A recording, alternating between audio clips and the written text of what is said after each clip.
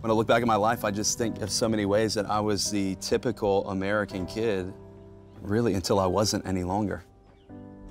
Early on in childhood, playing sports, that was really what life was all about. And I have a lot of great memories of childhood, but one of the things that stands out the most is stress at home and pain at home.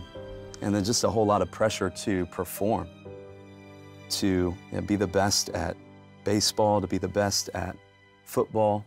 I got a scholarship to play baseball at Virginia Commonwealth University in Richmond, Virginia. What I realized was that a lot of the anger that I had building up inside from things that happened in my childhood just allowed me to start doing things and experimenting with alcohol and with drugs and with things like that. Ended up going from having a scholarship my freshman year to being cut from the baseball team my senior year. In the years after college, my life really spiraled out of control as I went from using cocaine and was using it all the time to selling, and the spiral just deepened and worsened, and my life got more and more out of control. I knew that if I kept going the direction I was going, I was going to end up either dead or in jail, and I wanted meaning, I wanted purpose, I wanted structure in my life, and so I joined the Coast Guard. I thought that my big problem was outside of me. If I can just get away, then I can fix myself. And when we hit port in Alaska, I'm out on the town doing the exact same things. Drinking till I can't remember things anymore, chasing after women, living that lifestyle. And it started to cause real anxiety, real panic. I started realizing I can't change. But it was at that first unit that the Lord really started making himself known to me through the first Christian that I really ever recall meeting in my life. It wasn't just that he talked to me about Jesus, it's that he had a genuine joy about him, and I wanted that in my life.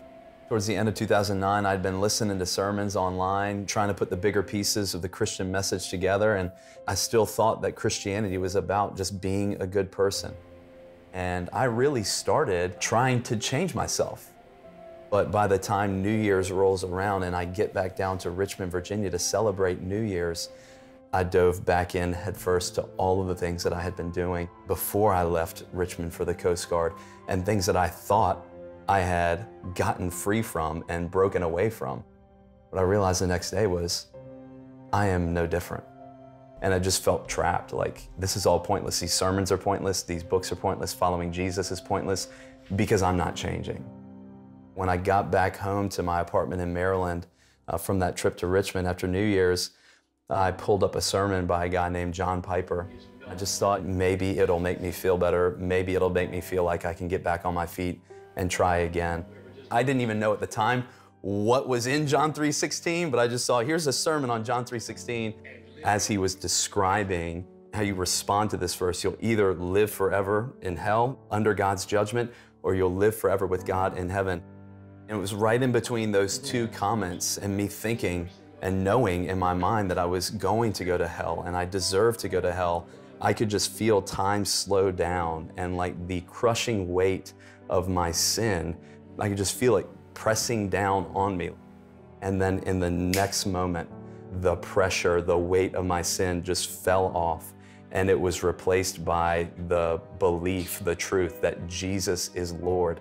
It was in an instant that my heart was just filled with joy and with hope. And it was almost like God was just showing me, John, you have been trying for years and years and years. You've been looking for joy. You've been looking for hope, and you will not find it. But look at what I can do in a minute. And that's like what he did. He gave me a new heart in a moment. You know, these desires that I had to drink and to do drugs and to chase women, it was like the things just fell away. And I woke up the next day a brand new person. When I saw what God was willing to forgive me of and the grace that he was willing to extend to me, it changed my heart, and it helped me to see everyone around me in a new light.